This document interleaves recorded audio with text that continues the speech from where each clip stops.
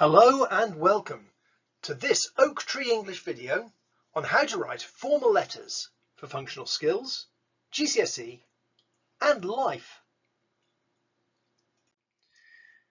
When you see the question on an exam asking you to write a formal letter, you should start thinking about your audience and purpose. Audience can be analysed on a kind of matrix along with style of writing. One axis runs from formal to informal, determining how much slang or contractions one might use. The other axis runs from personal to impersonal, depending on how many people you're talking to. If you think this is sounding fairly familiar, that's because this is exactly what I've said for every other style of writing as well. Yes, I'm just remaking the same video over and over. So if it's a general audience, then such as an article, or a report, then it is in an impersonal style because it's talking to a general audience, you see. If it's written to one individual recipient, such as a letter or an email, then it is personal. And the formal letter, of course, falls into personal and formal, as stated. So you can tell if it is formal by whom you are being asked, to whom you are being asked to write. So writing to a friend would be informal, colleagues within the same company, somewhere in between. And if you're writing to the council or company, that is definitely formal. If you're writing to Father Christmas, I leave it to your own discretion. The purpose of the text will fall into one of four rough groups. Heard this before? That's right. Persuasive, informative, descriptive, or instructive, or PIDI for short. Persuasive would include any advertising material. I'm always thinking now about things that come through the door, such as junk mail, which seems to flow through my door at an alarming rate. Informative would be something giving information, such as bank statements, or in my case, lots of bills. Descriptive texts describe things such as a postcard home from holiday would be a descriptive text. Instructive is something like the instructions on how to vote. There are so many elections, all the time being asked to vote for something. And there'll often be some overlap between the groups. A formal letter could fall into almost any of these groups, depending on the question you're answering. The question will make it explicit who your audience is and what your purpose is. So, once you've identified your audience and purpose, which should take no more than 30 seconds, it's time to it's time to make your plan. I have two suggestions on how to do this. I've called them planning like an artist or planning like a lawyer. If you have an artistic mind, then you can use a mind map. Have a look at this suggestion for this GCSE style question. Let's read the question first. This is part of a letter that appeared in a newspaper. We are told that zoos and animal parks are important for supporting endangered animals and to give people a chance to see animals they would never normally see. But surely wild animals belong in the wild, not cages and enclosures. Zoos and animal parks are not important in the 21st century. Write a letter to the newspaper giving your views on this subject and whether you would like a lion set free and wandering around your neighbourhood. I added that bit. So it tells you who your audience is, a newspaper, thus it's less personal, but though still written in the first person. I want to do this, and you, the editor of the paper. The style is a letter, and it even gives you the topic, which is your opinion on zoos. Thereafter, it just takes you minutes to put your thoughts onto paper, making the writing so much easier. You can outline your paragraph on, so if we draw our mind map, there we go. We've got zoos in the middle there. And look, there's some lions running towards you. You can do a paragraph on conservation, paragraph on education, and a paragraph on the importance of zoos to the modern world. Obviously, you will always start with an introduction, which rephrases the question and outlines the direction of the answer, and a conclusion, which sums up the points you've made and it shows how they connect to the question. That is how to plan like an artist. Would you like to see how to plan like a lawyer? Of course you would. So here is our lawyer. So this is where you plan each paragraph and then subdivide it into individual sentences. So look at this. This is now a functional skills style question. You have read the following notice in your local free newspaper. Bramby Council, community funding. Declaration of interest. The council is seeking to use some of its budget to fund activities that will help the local community. We are happy to provide funding for the following: sport, arts, entertainment, wildlife conservation, environmental improvement, skills development, catering, and community fashion. We expect the funding to go to groups and not individuals. Also, we cannot fund new buildings.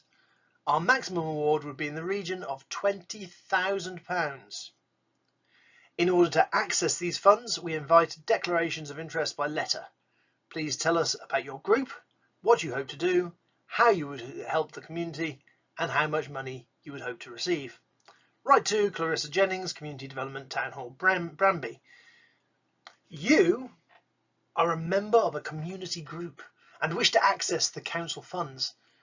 Write a letter explaining what your group does and why you wish to gain funding. Remember to plan your answers. Use correct spelling, punctuation and grammar. Please do that.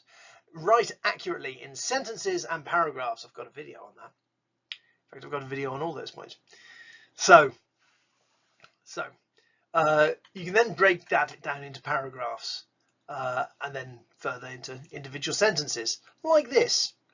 You always start with an introduction, which is where you tell them what you're going to tell them, and end with a conclusion. That's where you tell them what you've told them. In between, you just have to tell them. You can break the question down into 3 or 4 parts and assign a paragraph to each. In this example, the parts to break down are found here. In this part here, in order to access these funds, we need blah, blah, blah, blah. Tell us about your group, what you hope to do, how this would help the community, and how much money you would hope to receive. Now I've used my own imagination for this and filled in some of the sentence suggestions. Let's have a look at it. So in your introduction, so introduce your group, talk about your plans and your impact, the impact of those plans. So in your introduction, you would rephrase the question using your own words. Try not to use any of the words that are in the original question if you can avoid it. Then say that you're going to introduce your group and say you're going to request funding. A sentence for each. Don't overdo it in the introduction. You're just telling them what you're going to talk about. So if you wanted to introduce your group, perhaps it's a community group, you want to say that. Is it about sports or arts or wildlife? What's the group about? How many people are there? What's the focus of it? What do you already do? That sort of thing. Plans, you might want to build a recycling plant, although they did say that there was no, they didn't want to spend, to fund new buildings. Or possibly a conservation garden for all the nice little bees and butterflies and lions. What would be the impact of that? Well, I'm glad you asked. A recycling plant might reduce litter. So we're talking about a very small recycling plant. So we're thinking about chaps going around picking up litter and putting them into a blender. I don't quite understand how these things work. And also the conservation garden might maintain biodiversity, which is just a really good excuse to use the word like biodiversity. And then in the conclusion, of course, you would rephrase the question again, differently from how it was done in the introduction and how it's done in the actual question. You would mention that you have talked about the group, the plan, and the impact that it would have, and you would also request the money. Don't end your letter without requesting the money. That will make people very sad.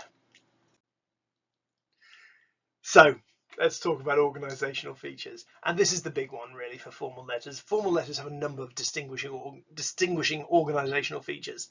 And the biggest question I get asked is about addresses. So let's talk about this. Your address is the first thing on the page at the top right hand corner, and as we see below, and below on the left, in order to fit the window of an envelope, by the way, is the recipient's name and address. The date comes below your address. You must always include a greeting. Dear Mr. Parker in this case, because it's writing to Peter Parker, which is a bit creepy and crawly. You've always got to include a greeting. Formal letters always begin, as in this example, with dear. And this should be followed with either dear sir or dear madam or dear sir / madam. If you don't know whether it's a male or female. If you know the surname, then Mr. or Mrs. and their surname. Don't address someone in a formal letter by their first name, even if you know it. You wouldn't, for this one, for example, dear Peter. No, he's not Peter, he's Mr. Parker. He deserves a little bit more respect. Don't get mixed up in the whole gender mess that's going on at the moment. Just don't get mixed up in it, not because it's right, or not because of the right or wrong of it, but simply because it's more complicated than it needs to be. Just play it safe. Mr. and Mrs. Just keep it easy. And this, of course, should then be followed by a topic sentence. As all paragraphs, as you know, all paragraphs begin with a topic sentence. This, in a formal letter, starts under the comma of the greeting.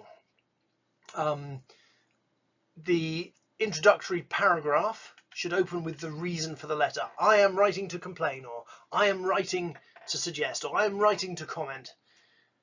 Your concluding paragraph should include some suggestions about what you would like to happen next. And then finally, your letter must end with a signature, such as yours faithfully or yours sincerely, followed by your name. Now, a quick note on a confusing element. Dear Sir collocates with yours faithfully, and Dear Mr. Sunak collocates with yours sincerely when you're writing to the Prime Minister. The way I remember it is that the two S's, sir and sincerely, don't go together. You're unlikely to get marked down on that unless you're writing at a very high level, but it's best to get it right, isn't it? So let's talk about some language features. Language devices can be divided into content, language, imagery and pronunciation. CLIL, no clip. CLIL is something different. CLIL is quite fun actually. It's content and language integrated learning, but that's another video. In each category, there are appropriate devices to use in formal letters. So in content, formal letters will have many facts, such as statistics. In the category of language, a formal letter must be written using direct address, that is, using the you pronoun. Other devices such as emotive language can also be used, particularly if you're writing to complain and you want to say just quite how upset you are about it. You can use emotive language for that. The formal use of imagery is most likely to be in the form of a simile, to make direct comparisons between things as big as a house, like chalk and cheese. Pronunciation devices are much less called for in formal emails, formal letters, though there are times when using alliteration to make some points memorable, just as I illustrated with chalk and cheese, is helpful. So, in conclusion, to write a formal letter for an exam, remember to determine whether it is persuasive, instructive, descriptive, or informative. It should be planned out, either like an artist or a lawyer, depending on your own personality, and should include addresses, greeting, reason for writing, and a signature. Make sure it's written in a personal manner with appropriate language. I said it before, write something that you enjoy and that will come across to the examiner. I hope you've enjoyed this video on writing formal letters. If so, please remember to like, share and subscribe to this Oak Tree English video. Thanks.